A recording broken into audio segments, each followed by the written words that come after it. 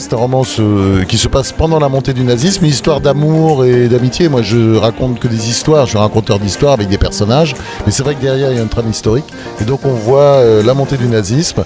Et parmi les personnages du livre, il y a quelques personnages réels qui ont existé. On voit passer Goebbels, on voit aussi passer Hitler. C'est le titre qui dit beaucoup de choses. 99, c'est le temps qu'a mis la montagne Pelée pour faire 30 000 morts. Le 8 mai 1902, le jour de l'Ascension, le jeudi de l'Ascension, cette montagne a explosé.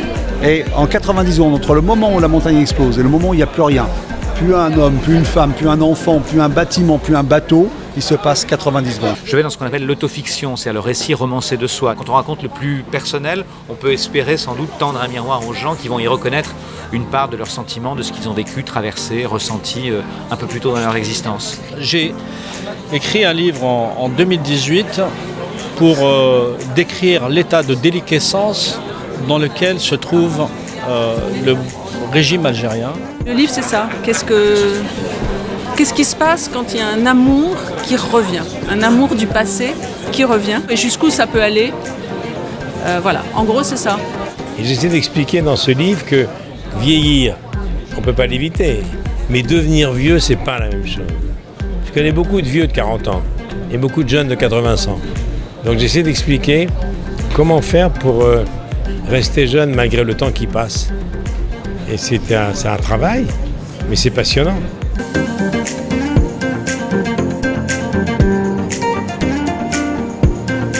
C'est important de montrer le vrai visage de cette ville à nul autre pareil, par son patrimoine, par son histoire, par son identité, par sa culture. C'est une libération de la parole. Après le mouvement MeToo, je me suis dit que moi aussi je devais parler par rapport à tout ce que les gens avaient perçu consciemment ou inconsciemment sur la violence de la politique, notamment de la campagne présidentielle de 2007. Et ensuite j'ai fait le parallèle entre les violences faites aux femmes et les violences faites à la nature. Parce que je trouve que c'est de même nature. C'est l'histoire de la France et l'histoire de ces hommes et de ces femmes qui ont transformé notre société.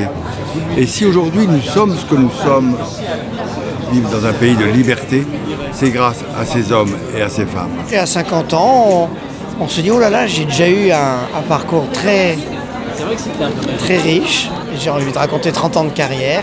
On est arrivé à 20 ans à Paris, jusqu'aujourd'hui à 50 ans. Et voilà, mes succès, mes échecs, mes erreurs, mes doutes et les bons souvenirs et les mauvais.